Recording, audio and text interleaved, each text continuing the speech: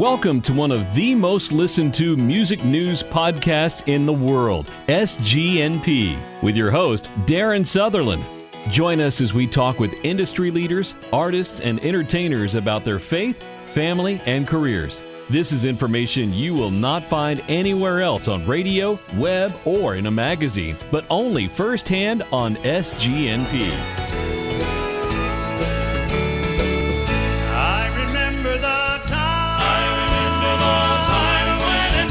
I wander on the mountain of sin. I travel so long, like the prodigal son. All my good side squandered, but the Savior came in, and He gave me a song. I can tell you now the time. I can take you to the place. I can show you the place where the Lord saved me. By His wonderful grace. I cannot tell you how. For I know not the how. And I cannot tell you why. And I know not the why. He will tell me all about it. He will tell me all about it in the by and by.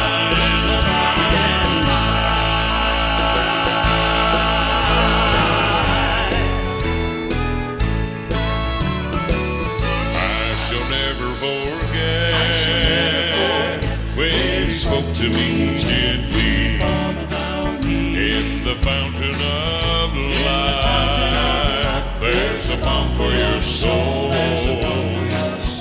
So I heeded His voice. He was speaking intently through His marvelous grace. I am happy and whole. Well, I can tell you now the time. Welcome once again to Southern Gospel News Podcast, Season 3, Episode 4 underway. And today, Arthur, we've got some fun. And when I mean fun, it's friendly discourse. We're gonna discuss some things that you and I didn't necessarily agree with, but hey, we love each other. We can have disagreements. Yep. We can have disagreements, and it ain't going to hurt either one of us' feelings. And guess what? When we see each other, we ain't even going to remember this conversation. That's number one. That's right. Well, we may remember it, but we'll laugh. That's number one. Number two is something we're all dealing with. Number three, we're going to bring Southern Gospel into it and how it's affected our industry. And number four, we're going to talk about this artist that we're talking today's new project and the ultimate respect we have for him being the ultimate road warrior. And number five, we'll probably never mention this subject again because, hey, I'm tired of hearing about it, but I think it's good that we talk about it today. What do you think, Arthur? Sure. It's relevant. Yeah. It's relevant. Is that fair? Yeah. Hey, yeah. And I want to say thank you to those who I got emails from last week on the Jeff Stice tribute. As we're recording today, his funeral is going on in Kentucky. So we're in prayer for those folks who are participating, and his wife Stacy and all his children and those in attendance and those traveling. It's a sad day in the gospel music world, but we're happy Jeff's in a better place. No doubt about that, Arthur. Absolutely. Hey, if you want to listen to Southern Gospel News Podcast, you want to hear some of one of our 100 and how many episodes we got? 149, 150, somewhere there. Go to southerngospelnewspodcast.com, southerngospelnewspodcast.com, and you can hear one of 150 interviews. It always tickles me when I look at the numbers, Arthur, and well over 250,000 people listen. And I go back and I say, man, they listened to an interview we did with Russ Taff in November of 2019. What did they do that for? And because the subjects are always relevant, the gospel never changes, as we all say. Times may change. We're going through changes that we never thought we would right now in this world. But hey, it is what it is. So you can go to our website and find that. You can always go to our social media place and check that out. Southern Gospel News Podcast on Facebook. Now, I'll be honest with you, I haven't updated it as much as I used to, Arthur. I was on there all the time, Arthur. My wife accused me of being a social media mega pastor to 17,000 people because we had so many there. And I said, Mary, I'm not a pastor. And she said, well, you talk to these people every week on your podcast. They must listen to something you say. I said, well, either they listen to something Arthur says, or they listen to see if I say something I have no business saying so they can talk about it, while they're out on the road. So I got to talk to Rush Limbaugh one time, Arthur, and I asked Rush, I said, Rush, what's the secret to your success? And he said, it's the 20% that don't like me. And I said, what do you mean by that? And he said, those 20% promote me better than the 80% who do like me every single day of my life. So hey, it is what it is. I'll be that 20% in gospel music if you want. Let Arthur be that 80. But hey, I'm thankful for all our listeners and what they mean to this show. And let me say this before we get on with our next guest, because he's going to talk about him some today. I want to thank Scott Godsey and those guys for what they're doing over the Singing News and the Singing News Radio. Was listening today, and it's sounding good. The music mix is sounding good. I mean, I was sitting there listening today, Arthur, and they went and grabbed one by the Pains. Angels, Step Back, Here We Come. What a great writer Mike Payne was. You know what I'm saying? And gospel music needs more of that stuff. Kept listening, and the next hour, they went back in the vault and grabbed the Bishop's Lazarus Come Forth. Man, Mark Bishop told us he bought a bus on that song one time. So, I mean, those are great songs. And we'll be talking to one of these artists today who's got a great song coming out, and we'll play it toward the end of the show and let you hear it. Arthur, today, let's just get to it. We're going to take a break.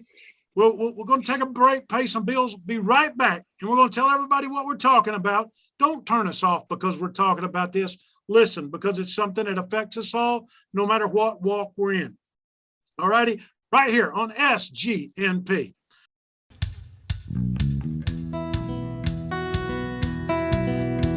Sing the wondrous love of Jesus, sing his mercy and his grace. In the mansions bright and blessed, he'll prepare for us a place. Oh, when we all get to heaven, what a day of rejoicing that will be. When we all see Jesus, we'll sing and shout the victory. Onward to the prize before us, soon his beauty will behold. Soon the pearly gates will open, we shall tread streets of gold. Oh, when we all get to heaven, what a day of rejoicing that will be. When we all see Jesus, we'll sing and shout the victory. We'll sing and shout the victory. We'll sing and shout the victory.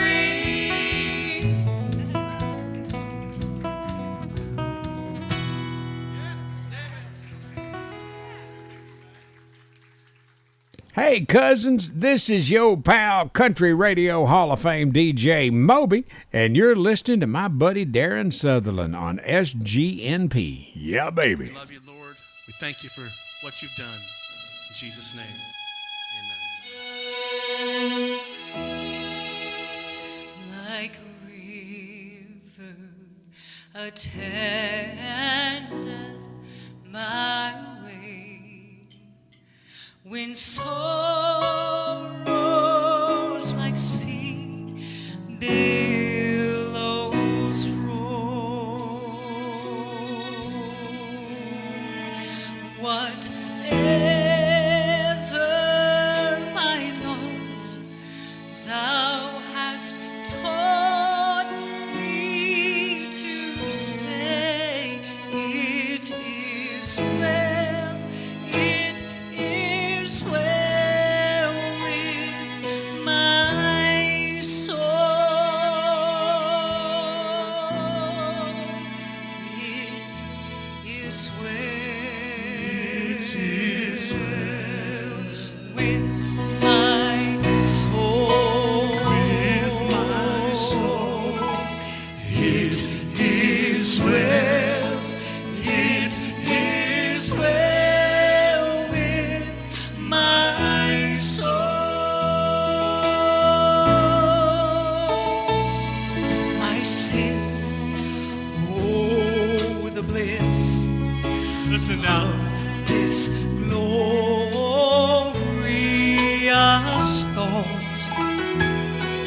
my sin not in part, but the whole. Every bit of it nailed to the cross, and we perish no more.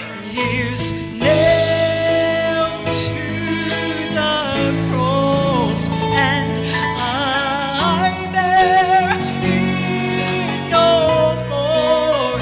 Praise the Lord, praise the Lord, oh my soul.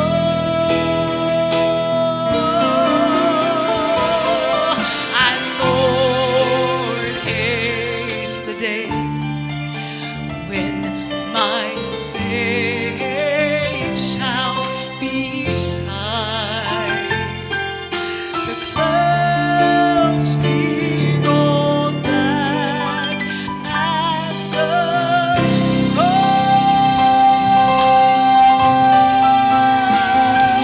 The trump shall resound, and our Lord, for he shall descend.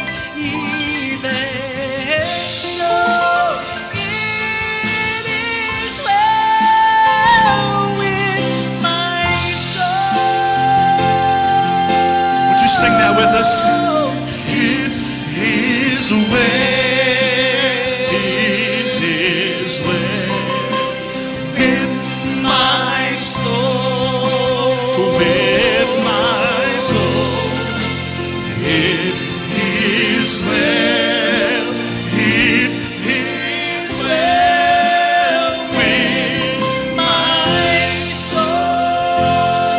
Sing it as well, sing it out. Oh, it is well, it is well with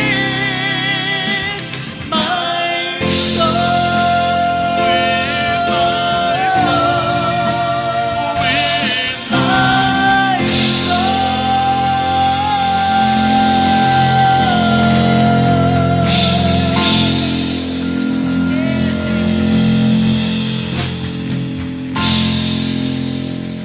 Amen. Amen. And welcome back to SGNP, Darren Sutherland, and my co-host, lead singer extraordinary of the Kingdom Heirs. Lord have mercy, my camera just fell over, guys. If you're, one of these days that won't be able to happen. But right now we're just on audio, and it can happen and nobody noticed. Hey, I'm my co-host Arthur Rice with us. Arthur, Yep. we decided to talk about this because of a Facebook post I made on my personal page. And you called me out on it in a good way, in a friendly way. As the Bible says, go to your brother and tell him what you don't like. And Arthur said, Darren, I don't necessarily agree with what you got to say. And guys, let me tell you what we're talking about, just so you'll know. We're talking about COVID, okay? Now you're saying, oh, Lord, all we hear about is COVID this, COVID that. Well, today we're going to talk to an artist that not only experienced COVID, but went through COVID in a big, big way. And it affected every part of his life. And Arthur, I'll just kind of skim over what I said. I basically said, I think you ought to get shot. And you were basically, no, don't think everybody needs to get shot. And you said, you said to me, you said, Darren, why'd you get shot? And I said, well, you remember in 2019, I had heart surgery, but that same doctor I let cut me open from my neck to my navel, and I've got a scar, just like so many of you men and women out there do. He told me to get shot. So I said, I'm going to get shot. But I also made this statement. I think it drummed some folks up on my personal Facebook page. If you work for me and you work in my office, I was suggesting you get shot. That kind of caught some folks off guard, Arthur. What do you think? Well, the reason that I didn't agree, I don't necessarily agree with the mandate that everybody has to get it. Yeah. And that was my thing, and my reasoning for it, and there's a little more to the story since we talked about it. Yeah. Is I don't tolerate, my body does not tolerate that stuff. It never has been able to tolerate the flu shot. Every time I get it, it makes me deathly sick for months. Yeah. And so I just decided I was never going to get the flu shot again. I've had it 4 times, and every time I've gotten it, it's made me sick. And they say, well, it's not possible, but it does. It's just something that my body does. I'm not sick very often, but when I get those shots, for some reason, they just affect me. And so to be honest with you, I was more scared of getting the shot than I was getting COVID. Yeah. I realized that nobody really knows what it does, and there's no rhyme or reason to how it affects everybody, and everybody's different. But that was my reasoning, was that I know how these things affect my body, and I just didn't feel like that I should get it just because somebody told me to get it. Yeah. But here's the thing. Yeah. I got my shot last week. Really? And it did exactly what I thought it would do. It made me sick as a dog, and I am still sick a week later. So now, that was that just the proves, first shot, or have you got the second shot yet? no, I got the first one. The first one, that's the one that ain't supposed to bother you. So it's like, well, okay, I proved my own point of what it did. It's like I've just got it's like I've got just a really bad cold, and I just can't seem to shake it. So I may have it the rest of the year. I don't know, and I'm feeling better. I'm starting to feel a little bit better, but the fact that it did exactly what I thought it. Now, whether that be mental, that there is some aspect of that, I guess, and whether mentally I made myself sick thinking about it and worrying about it, that there is some logic in that, and but I went ahead and got it. I felt like, especially with NQC coming up and being around a lot of people and being in front of a lot of people, I thought, well, maybe I should, to do it to protect, because that's the way, once you get it, you're out. And that's, you don't want to be a lead singer in a quartet and be out, for 2 weeks. So that would be a mess. That would be a mess. Yeah. So, hey, well, our guest, so anyway, our guest today has lived this life for the past year. He's a friend of the show. Me and him communicate probably monthly on Facebook. He's a traveling road warrior. Mark Forrester of the Forresters. They travel probably as many miles as any gospel group in America, and turning out some tremendous music. His wife and 2 boys. Mark, how you doing, buddy? I'm doing good. Good to talk to you both. Hey, man, great to talk to you, and thank you for joining us. Before we get started on this fun conversation, tell the world about the Forresters if they haven't had a chance to hear you guys, because, man, you put more miles on a ride than anybody in America, I believe, or one of the top 5, as much as Charlie Daniels does. Charlie, what Charlie tell us, Arthur? He put 80,000 miles a year or 80,000 miles a month or something. I don't know what it was, Mark, but anyway, it was a lot. But tell us about the Forresters. Well, first, thanks for having me on what's destined to be the most controversial show you've ever done. I really appreciate that. So good to know that it's good to know I'll be retiring very soon after this show. No, we're a family band out of Michigan, and people ask us to describe ourselves. That's hard to do, so that we've settled on that terminology. We are, of course, myself and my wife, Andrea. My name is Mark, and Andrea. Our 2 boys are 12 and 16. Our 16-year-old son is Tyler, and he is our drummer. And not only is he a drummer, he's a world-class drummer. He is unbelievable. He's also become quite a proficient guitarist. And so in the middle of our programs, we do a acoustic set as well. Our 12-year-old is our bass player, as well as singing. And man, in the last year, but especially the last 6 months, he has just skyrocketed to new levels vocally. We had our annual homecoming concert at our home church last week, and had a packed out house, and everybody was just shocked at what he's doing. It's kind of disgusting. The guy, well, he's kind of in that Arthur Rice range. I mean, he can sing a D, high D, and not even blink. And he can sing "Hire My Wife" is what he can do. So that's fun, but in full voice. But so it's a lot of fun. We're a live band. My wife is primarily the lead singer. And with background vocals, of course, I do some features, but and then we step out in the middle of the concert, do an acoustic set. Our son kind of becomes the lead singer at that point, and then sings tenor as well. And so it's a multifaceted thing. Sometimes we're a trio, sometimes we're a duet, sometimes we're a lead singer with background vocals. But I like it this way, that we're never two songs in a row that are the same thing. We're a band, we're acoustic, we're a solo. It's interesting. But yeah, we travel all over. I was looking at the schedule. In the next 18 months, we're going to be in 31 different states across the country, Michigan down to Florida, Maryland out to California, as far north as North Dakota. It's about 70,000 miles a year.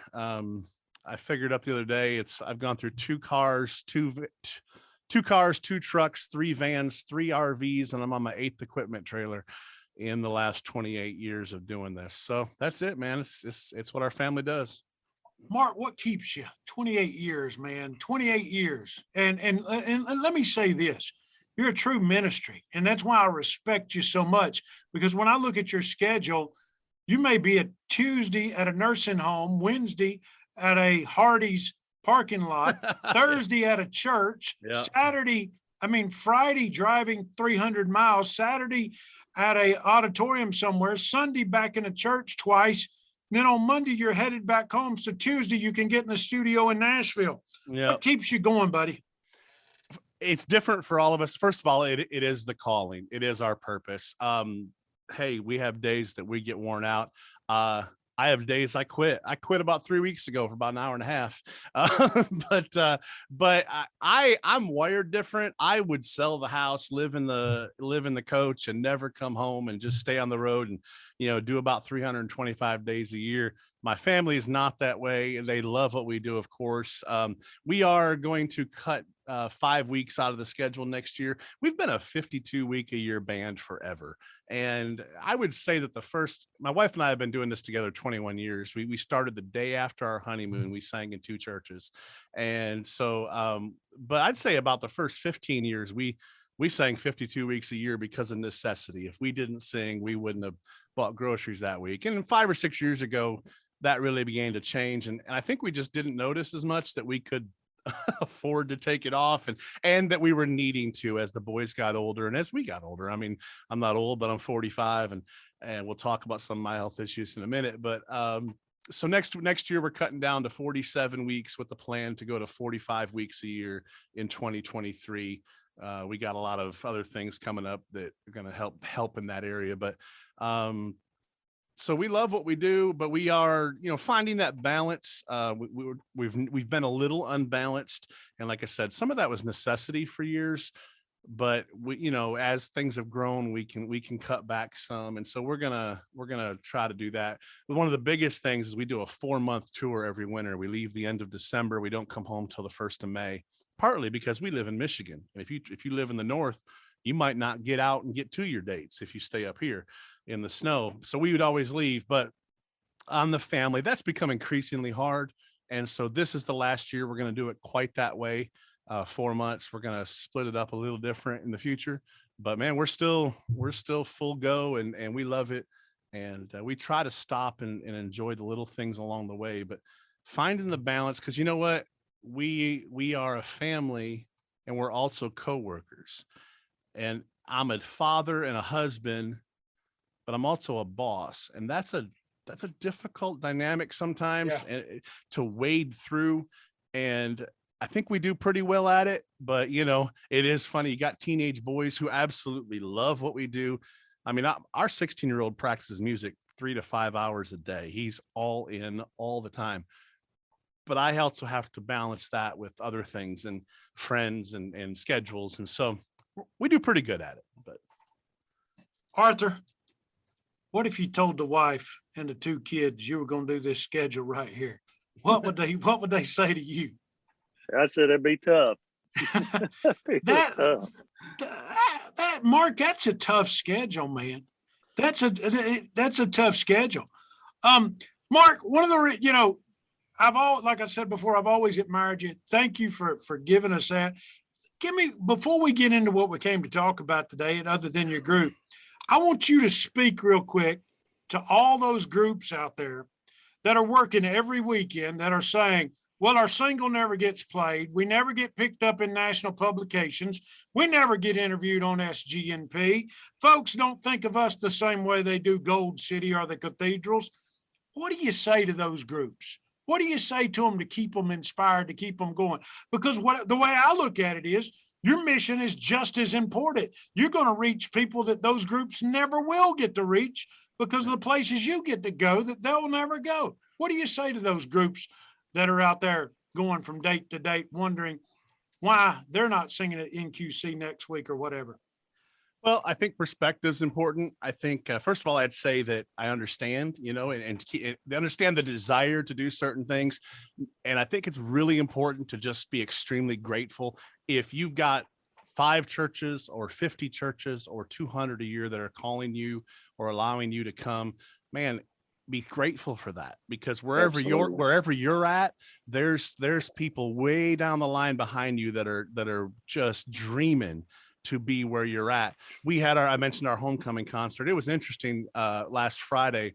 I mean, admittedly, that was our crowd. It was 450 people that were our people. And we had Michael Booth as our special guest, as a soloist. And so my pastor asked, how many of you heard the Foresters? And I think every hand but 8 went up. And that's to be expected. It was our event. And then he said, how many of you have heard the Booth brothers? And I bet that 375 of them raised their hand, but I was shocked that, there would be 50, 75 people that had not. And so I think perspective's important, that there are pockets all over this country that, have not heard of the Kingdom Heirs or the Booth brothers, but they know your group. And so minister wherever you're at, and realize that if it's 20 people or it's 200 people, minister to those people. And if you do it right and you do it with the right heart and you do it effectively, God will open up the next door.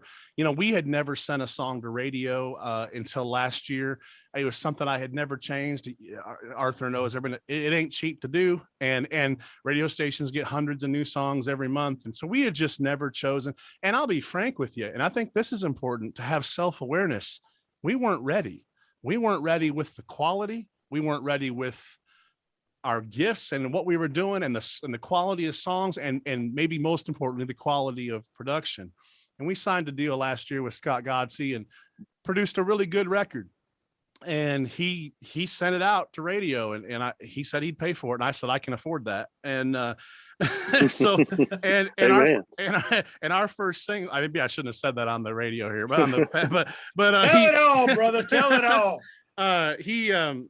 He sent it out, and our very first single went to number 25 on the chart, and our current one is sitting in the 50s, and so that's really cool. But the truth is, and we're grateful for that, because I am aware how hard that is to have happen.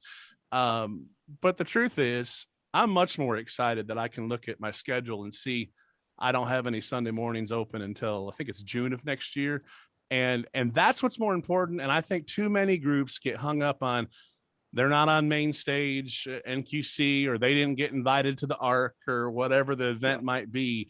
And they're missing the people. I'll tell you this quickly. Friday night, Michael Booth sat in front of me at dinner, and he said this to me. He said a few years ago, maybe 10 years ago, he was sitting on one of Gaither's stages. In fact, it was the one in Canada, which is the big video they did. And he said, I was sitting between Jake Hess and Guy Penrod. And he said, I sat there and I thought, is this it? And I was like, what are you talking about? That's where you want to be. And he said, not that he wasn't grateful, but he said he went back to the bus and cried that night, because he realized that, yes, he had reached the height of the biggest height you can reach in the industry, but that he had really ignored some of the journey, and ignored the fact when he was in front of those 100 people week in, week out at, First Baptist Church of wherever, that actually that was the dream. And man, that slapped me upside the head last Friday. So perspective, man. Awesome. It is. And let me say this, Mark, for you. I've watched you. I've seen your schedule. You've got dates when other groups that do this full time were begging for dates. Yeah. And you've got churches that supported you and supported your ministry, and people who were supporting you when y'all wasn't even singing, that when you went to the mailbox, there was things there. God has truly blessed your ministry. And if you want to find out more about that ministry, call Mark. He's easy to find. You can find his website. Mark will be happy to talk to you. Won't you, Mark? Absolutely. Forester'sGospelMusic.com. There you go. Yeah. Arthur, I go think ahead. you're exactly right. I mean, gratitude is the beginning of being successful. It really is, and that's when God can use you. And I love that. Love that story. That's great. It's awesome. Well, we said we were going to talk about COVID a little bit. Mark, tell your story about COVID. Tell about what happened with you, what you've gone through. You sing full time. Just let the folks know your story if you don't mind. Sure. Like everybody else, we we were deemed non-essential by our governor in Michigan, and and everything was shut down. I was in California singing the middle of March last year. We were touring out there, and we finished up in Palm Desert. We were driving 5 days across the country back to Florida to go on a cruise. We were doing our own cruise, and we had 350 people going with us. And it was on Thursday of that week. We're supposed to leave on Sunday, that the CDC shut down all the cruises. And we sang that once that weekend, and then the next week it all fell apart. And we had 100 and some concerts canceled all summer. We were really fortunate in that we never missed a week singing the entire spring, summer. We never missed a week. The first 8 weeks, we just were going to churches and doing live streams. And a lot of times it was just 1 or 2 a week. And financially that didn't cut it, but we were thankful to have something to do. We did parking lot services, and August last year, we did like 12 dates, and normally we would do 20, 22. So it was very reduced. But then October came, and we were doing okay. And in the midst of that, we made that record I talked about, and our song went off the radio and some stuff. So we were plugging along, and God's people really were supporting us financially. And then I was deer hunting with my brother, and my wife called me, and she said that she'd been out delivering care packages with the pastor's wife the day before, leaving them on people's porches, and that her friend called her the next day and said that she'd been tested positive for COVID. And I told my wife, I said, well, you were in a car with her for 2.5 hours, so congratulations, you have COVID now too. And so we sure enough, she did. Long story short, we were as sick as I have ever been in my life for 20 days. For 3 weeks, which is a lot longer than most people. We were as sick as you can get. On the aches and pains. And I've had 3 back surgeries, and I have no cartilage in my right knee because I've limped with my bad back for so long. And I have to have a knee replacement. And I could tell you where every incision was. I mean, it felt like death. And on the 20th day, the fevers broke, and I thought, and my wife started to get better. And I thought, man, what I was concerned about is I'm a lifelong asthmatic. So I have a comorbidity. I'm also overweight, but I have a comorbidity of extreme lung issues anyways, that I have just learned to breathe through and been trained to breathe, to sing. And so, I maybe had 60% lung capacity before this started. So I knew if I got it, I was in trouble. And on the 3rd week, it moved into my lungs. And to make a long story short, I spent 13 weeks in bed, unable to get up. I would lay in bed for hours sometimes, needing to get up and go to the bathroom. But I knew that if I did, I would be so out of breath that I'd have to take treatments, and that I would just be in bad shape. I went to the hospital, I think 5 times. I saw my doctor through teleconference 8 times, which is a joke. If you're trying to get your lungs checked out through teleconference, in case anybody's wondering, that doesn't work well. And I was in bad shape. I honestly got some terrible medical care. I would go to the hospital. Of course, it was earlier. I mean, it was October, November. You'd think they would have had it underhand, but it was like they hadn't heard of COVID, and they didn't offer any therapeutics or anything. And, but anyways, so it was 13 weeks. To give you an idea how bad it was, my asthma inhaler, which I've got one sitting right here in front of me, I've carried one since I was 2 years old. And usually I go through one about every 30 to 40 days. I went through 34 of them in 13 weeks. Wow. So that'll give you an idea. I mean, there was some days that I was going through them. I was going through one in like 30 to 40 hours, 250 puffs. So I was in bad shape. We were off the road completely from October 18th until January 14th. We went down to Florida. I should have taken another 2 months off. Those first 2 months, I would get up and sing and go to bed on the bus or the coach. And if we didn't sing for 3 days, I did not get out of bed for 3 days. Now it's been 11 months, almost 1 year. And the pulmonologist testing, I'm at about, I think it's 38% lung capacity right now. I struggle. In fact, yesterday was a really bad day vocally. Breathing wise. And so it's affected my singing. I can sing. I don't take a ton of leads right now because I can't always trust my breath support, but as a background singer singing behind my wife and son, I'm able to do that. I know I've not been standing up in concert. I used to stand up and play the piano. I've been sitting because I get fatigued so fast. So I have been through, pains and fatigue, and you talk about a long hauler and all the stuff you see. So it's been really rough. I want to say, first of all, God is taking care of us. He prospered us during that time. Is no other way to say it. God's people blessed us in a way. I hesitate to say this, but I'll go ahead and say it because I'm going to thank the Lord for it. God's people took such good care of us that we paid off $80,000 in debt this year and became debt free. Praise the Lord. Yeah. Wow. So God took what should have destroyed us, destroyed my body, but it should have destroyed us financially. We should have lost our home. And man's reckoning would say, if you take 13 weeks off work, you're losing your house and everything else. And instead, God used his people that we've sung to for 20 plus years to prosper us and to set us forward and put us in a different place. So I want to praise the Lord for that. But I'm going to say it this way to maybe make the conversation, try to bridge the gaps. Because I heard what you said to Arthur about the shot, and it's nothing that we don't see every day. Here's number one. I don't think they should shut the country down. I don't think government should be able to tell you, that kind of stuff. I absolutely believe that it's been politicized and used for election purposes and everything else. But here's the other side of it. I sit here unable to breathe at many times. I've lost 19 close friends, not just people I know, but close friends. One of them is his funeral's going on right now.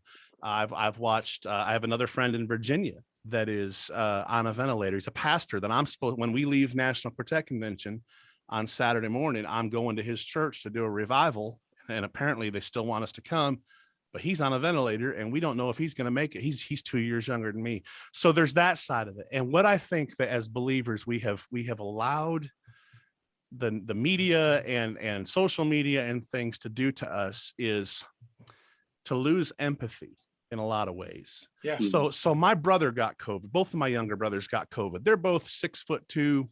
Them and Arthur could share clothes. You know what I'm saying? So they're tall and good shape and Tall, skinny, and good looking is what Arthur's going to say right now. So. Exactly. So they're healthy and they're 15 years younger than me, both of them. And so they got COVID. One of them was literally sick for about 3 hours one night. He had 3 hours. He didn't feel good. The other one had it a couple of weeks ago, and he had about 2 or 3 days with some sniffles. And he was inconvenienced, but it wasn't a big deal. And so what happens with people is they say, well, it was just a flu. It didn't get me. It didn't this, or you have a 99.7% chance of survival. Well, number one, I would say to that I'm still alive. So I guess I survived, but my life is not what it was. I'm thankful for what it is. But if I get pneumonia next year, I'm going to be in big, big trouble. So that's in God's hands. So we lose the empathy for people to realize that just because we came through something, okay, that it didn't affect us. And so, or just because somebody else made a decision that they needed a shot, or that they are going to wear a mask, or that they're going to stay home, because, so I think we just, especially as Christians, we've just lost that thing that our situation is different. I've sat in concerts and I've seen other gospel groups go off on some rants and stuff on it, and literally looked at the front row and saw one of my friends who lost her husband to COVID just weeping. And so that is maybe the biggest tragedy of it all. I don't know what the answer is. but we have to realize that we have to love everybody. And first of all, man, you're not going to change anybody's mind posting something, and doing that kind of stuff on Facebook and everything. But what you might do is shut them off from the gospel. Now, when it comes time to vote, I'm going to vote a certain way. And I wrote a couple letters last week, and complained to some legislatures here in Michigan, about decisions and things they're trying to do. And if I had a kid in school, I'd probably be down there ranting and raving about that kind of stuff if I had a kid in public school. But I'm going to love the people in front of me and around me and that I influence, and have compassion for where they're at. Had a lady come up to me at our concert last week on Christmas Day. Her husband died of COVID. Christmas Day is also this lady's birthday. So it's Christmas Day. It's her birthday. Her husband dies. 3 days later, her other son died. And her second son couldn't even go be there with him because they had COVID. So here's this lady standing in front of me, just weeping. I didn't have much I could even say other than just pray with her and love on her. But we've got to love people and stop arguing about it. And that's where I'm at. Awesome. Yeah. Arthur, don't you love how the Lord just takes over this stuff most of the time? Me and you set the plans out, but then we get to hear stuff like this, and it just changes everything. Wouldn't you agree? Absolutely. Yeah, I love getting out of the way and let the Lord move, and it's great stuff, Mark. Thank you for sharing that with us and sharing your heart. And I would say, tell people to, if they're worried about a shot, whether they should or shouldn't, don't try to find the answer on Facebook. Go talk to your doctor. You trust you trust your doctor for everything else you do. And you know what? I'll tell you this. I have 6 sisters, and I've got 2 doctors, 3 RNs, and an X-ray technician in our family. Thank the Lord, because as a musician, I can't afford Obamacare. I've got Forester care. But amongst those 6, there are differing opinions of what should be done right now medically. And so I would say go to your doctor that you've trusted for everything else. And when he wrote a prescription, you just took it. You didn't know what was in it. You took it because you trusted them. And if you feel that way, then go to him. Don't go to watching the video as somebody sitting in their car on Facebook or YouTube or Instagram saying, this, that, and the other. Go find the answers. And Arthur gave a really good example. And here's the thing. Arthur, a couple months ago, said he wouldn't take the shot. All right. And so an argument breaks out, and I'm sure there were a lot of people had opinions about it, but he didn't express, maybe I didn't see it, but it sounded like he didn't express his real concerns about it. And then, and then he took it, and he's feeling a little bit, I think, now here, the flip side is it irritates me to no end that the government would probably tell Arthur, because of where he works, that he's going to have to take it in a few months. And so it's not his choice. That makes me mad too. Yeah. And it does me too. Let me go one step further. We do podcasts for like the Department of Interior and the federal government. We got notice from a GSA buyer not too long ago that if our employees if we couldn't prove all our employees had not took the shot, then there was an outside possibility we could lose a government contract that we're working on. And that's crazy. The thing is, if I own a business, which I own a couple of them, but if I wanted to mandate to my employees because I felt a certain way, that's actually my right and my freedom.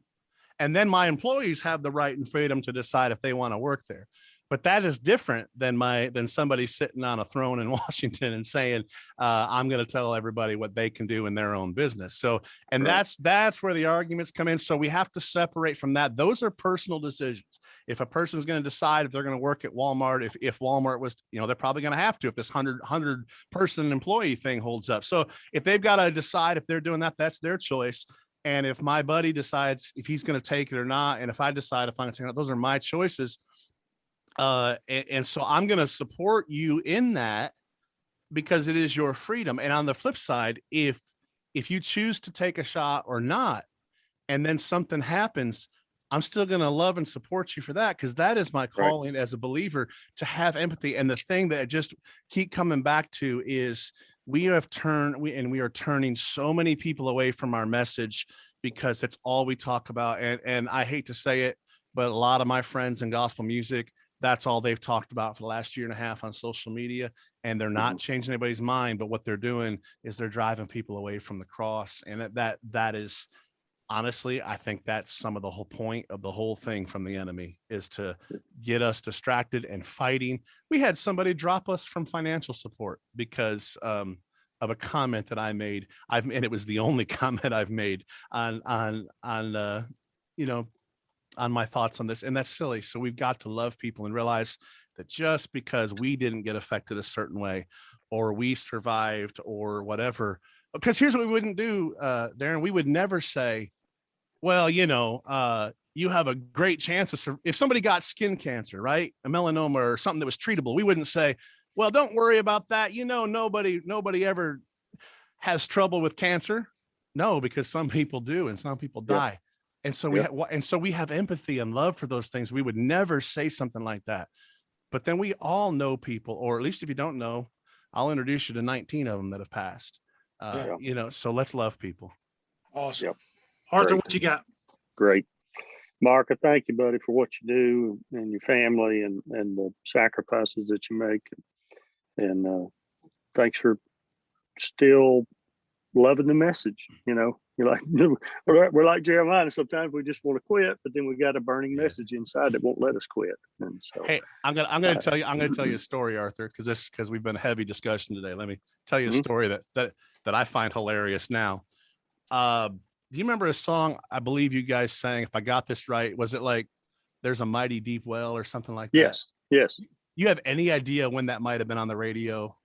Do you have any recollection? Oh, that was probably 2002. Okay, that's perfect, because that would have been, let's see, that's about right. So I got married in 2000. So I was walking down the hall. You won't remember this, and there's no reason you should, but I was walking down the exhibit halls of MQC, and still a kid dreaming, and probably subconsciously I had seen you, but I wasn't aware that you were in front of me. And I'm just walking down the carpet there, and apparently I was singing that song. There's a mighty deep well. And you turned around and looked at me and said, what, are you auditioning or something? And if I could have had the Lord open up a hole underneath my feet and just let me drop through it, because I had zero idea that first of all, that I was even singing out loud, and secondly, that you were standing in front of me. And here I was, like 23 years old, and I wanted to evermore die. But so when I see you next week, I'm going to be real careful that I don't open up my mouth and sing. Come on, bring it on. Yeah, that's hilarious. It was one of my all-time. Please just let me go to heaven right in this moment. Cool stuff. That's cool hilarious. stuff. I will say this, and then and here's how I think it's silly. Okay, and I think you guys would agree with me. The government isn't helping any of us decide one way or another. And then on Saturday afternoons, when we watch college football and we see an announcer standing 6 to 8 foot away from a coach with a mask on in the middle of a stadium of 75,000 people that have no mask on. Yeah. Who can make sense out of that? Right. Yeah. Would you agree? Is that fair to say? 100%. And so that's everybody's frustrations in that regard are valid. And that's what makes this just so difficult to navigate. And so that's why I think we have to make sure, as we navigate it on a person-to-person basis, to remember that, somebody throwing up a meme on Facebook and a rant and all this stuff, and calling it a hoax and everything else, because it's certainly, that's where we have to remember that there are people that are coming through this very differently. I've been sitting there gasping for air and read one of my, friends saying that kind of stuff. And I think, well, it's nice for you, buddy. But on the flip side, I have a sister. One of my sisters also runs a wedding business, high-end decoration type stuff. She's lost about $700,000 in the last year, and is in serious trouble with her business because they shut our state down for a year, where you can only have 20 people in a room. And so she couldn't run her business. So again, empathy for all that. So let's just pray that this ends. And if nothing else, a year and a half ago, if you told me, I had a hard time seeing how the people would ever get in line and follow the government, the places that the end times describe as being that people are going to have to follow. It's easier to see now. Yep. So it's all every facet of it is real, and that's the problem. So we have to have empathy. No doubt. No doubt. Mark, Absolutely. tell us about this new project you got coming out that you've already said Scott Godsey loves. So you know what? If Scott loves it, we're all going to love it. Wouldn't you agree, Arthur? Absolutely.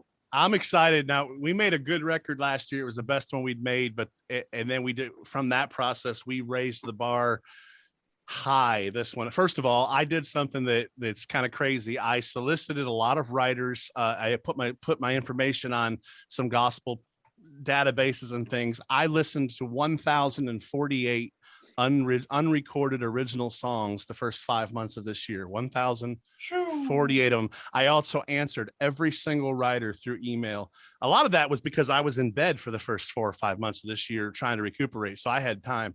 But and on this new record, we chose 8 songs, and half of them are 4 or 5 of them are from the very top writers that you hear all the time, Kenna and Jason Cox and Lee Black, and the list goes on. But we found 3 or 4 from unpublished or rarely published writers. So we found material that's just unbelievable.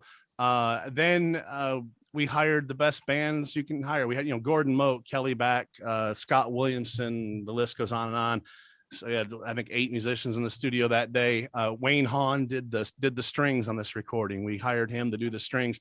That stretched the budget a bit, but man, was it worth every single penny. I mean, it just unbelievable.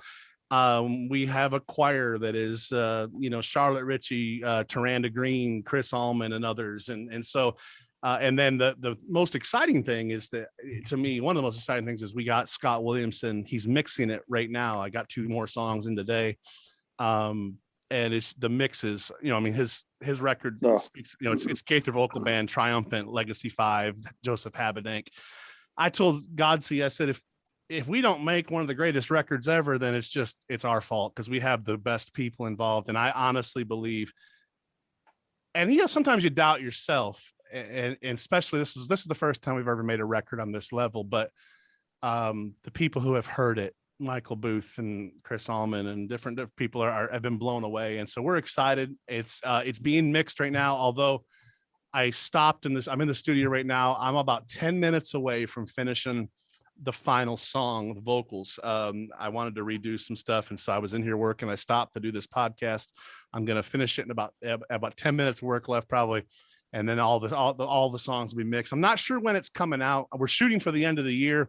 We're going to be doing video to go with all the songs. We're going to be doing, of course, we're going to release it on CD, vinyl record, USB drive, and we're going to have a DVD that accompanies it. So a lot of stuff. So it may not come out till maybe late December, but the first single is called God of Gideon. It was written by Brent Baxter and Lee Black. It is a smoking song. I mean, I sent it to you, Darren, you got it, but it's so good. Line it up right when you finish here in just a second.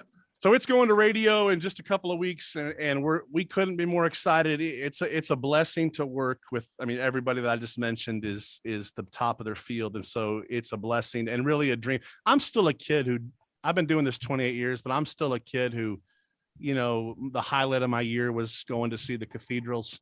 That's still who I am inside, and I still love this music. And so I'm excited to be making the record that we've made, and man, I can't wait for people to hear it. We're going to push this thing hard and aggressively market it in a lot of different ways. And so try to get these songs. We got some amazing lyrics, amazing messages. Thank you for your time, my friend. Thank you for joining us. Thanks, guys. Appreciate it. We know tons of people are going to be looking for you. One more time, give them that website, Mark, so folks can jump on there and find out more about you and when they can see you in their area. All right. Forester is spelled Forester, and the website is forestersgospelmusic.com. If you look up the Foresters Music, you'll find us on Facebook, Instagram, Twitter, YouTube, all those places, and be the first to hear everything. We got some lyric videos and stuff coming soon. So thank you for having us, guys. And Arthur, we'll see you next week, and looking forward to it. Appreciate it, my man. Appreciate it. We'll be right back on SGNP. Hey, this is Darren, and I'm here for my buddy Mike Lindell.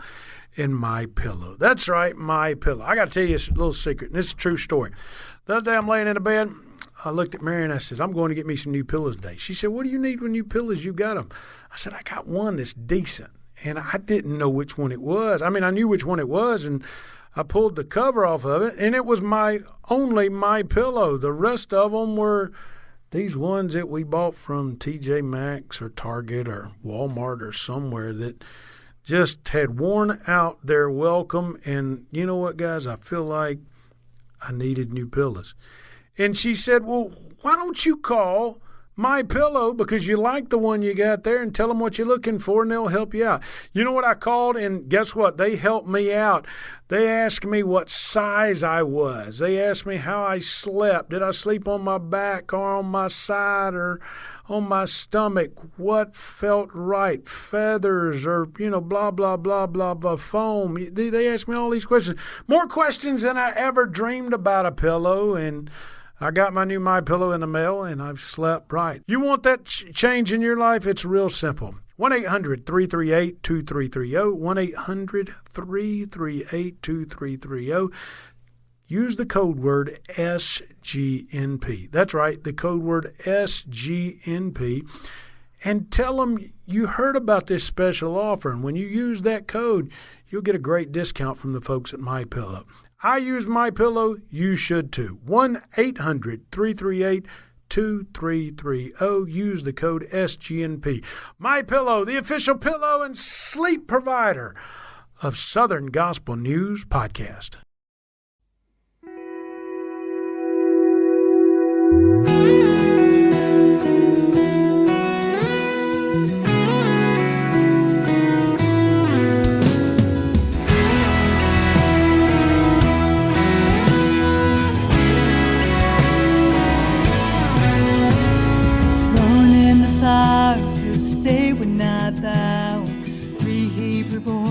No hope for them now.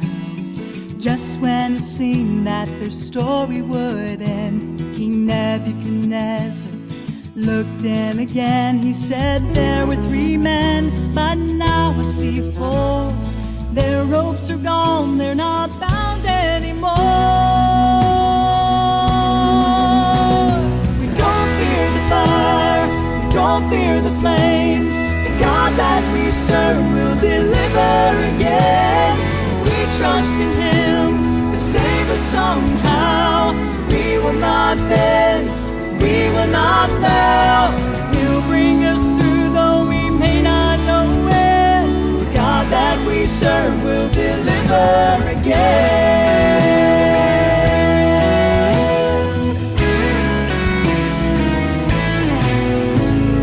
Sometimes it feels that all hope is gone.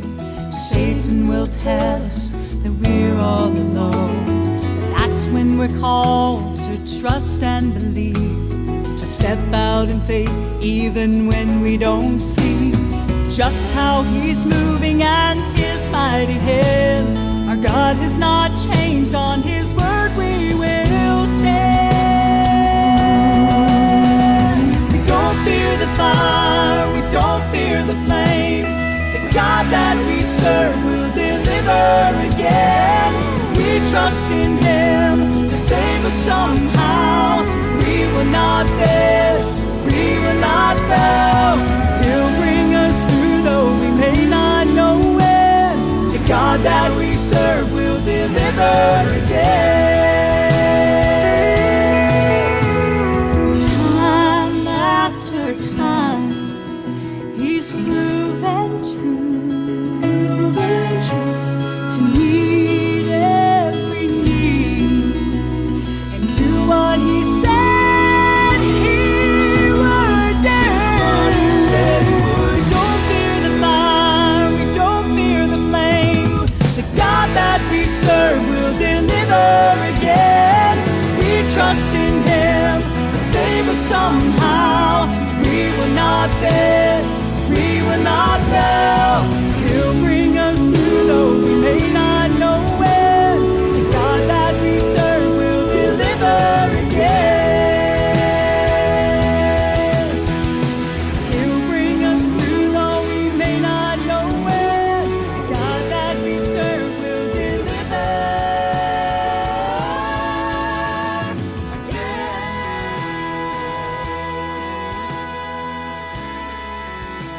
welcome back to SGNP. Mark Forrester of the Foresters. You know, Arthur, I'm going to tell you this, and no disrespect to any gospel music artist out there. I respect Mark Forrester as much as anybody singing Christian music in the world. I mean, anyway, 28 years. And, but let's face it, he's not a household name in the gospel music world like the Booth Brothers, as he mentioned, or Legacy 5 or the Kingdom Heirs or Gold City or the Hoppers or anybody like that. But he still keeps proclaiming the gospel year after year after year. The Lord still takes care of him. We listen to these encouraging stories. He paid off all his debt. He went through COVID. And, you know, as this podcast turns out, is what's great about this, Arthur, is even though you and I can disagree, we see the glory in what happened to him through this craziness, so to speak. Yeah. I mean, Absolutely. It is what it is. It is what it is. Yeah. Well, man, I appreciate you. I hope you get to feeling better. You didn't tell me you wasn't feeling too good. I feel better. I'm getting, it's getting better each day, and like I said, it feels kind of like a bad cold, and that may be what it is. Who knows? So looking forward to next week and in QC. Let me ask you this. Yeah. Now let me say this, folks. If you don't know this about Arthur Rice, he's a workout fiend, okay? Because his wife Tammy forces him to be a workout fiend, okay? That's right. I said this to somebody the other day, and I really believe this, Arthur, and I'm being in all honesty. It wasn't that long ago, 2019, that I was a pretty hefty guy, before my heart surgery. Yeah. Here's what I'm going to say to you about COVID, and this is the last thing I'm going to say. You owe it to yourself, whether you get COVID or not, to get your body in the best shape it can be. Because if you attack this and you have a healthy body, you're going to attack it a whole lot better. Is that fair to say, Arthur? That is very fair to say. Absolutely. Absolutely. And I could very easily say if I would have got this in 2018, maybe I wouldn't make it. But anyway, thank you, buddy. Thank you, buddy. Yep. I appreciate it. As we always say before we get out of here, go see you guys next week. If you're at NQC, make sure you stop by and talk to Arthur and the guys and tell them you listen to SGNP. Hey, Tuesday, don't forget the SGMA induction ceremony. There we go. Is Tuesday afternoon. Yep. So be sure and come to that this morning. It's going to be a great show. I'm going to try to get up there. I'm going to tell you a little secret, and I'm going to throw this out there, and he'll probably never tell me nothing again when I tell this. Danny Jones says he's got white knuckles trying to think about what to say about Aaron Wilburn. Just nervous. Yeah. Just nervous. Yeah. This means a lot to folks. Absolutely. There's no telling what the Chief's going to say when he's standing there and who he's going to honor. It's going to be a good time. A good time. Wouldn't you agree? Yeah. Oh, absolutely. No problem. Arthur, what's wrong with living right anyway? Not one thing. Not one thing. Thank you for listening once again to SGNP. SGNP is excited you chose to listen today. If you'd kindly leave a remark and rating in the podcast remarks section, we surely would appreciate it. Please share with a friend or family member. Look for us on Facebook, Twitter, and our new website, southerngospelnewspodcast.com. To advertise your products, services, concert event, or new project on SGNP and reach a 100% guaranteed number of people in your area, call Tim Newton at 770-874-3200 or email him today, tnewton@bgadgroup.com. Let us geo-target our ads for you, something radio nor magazine can do.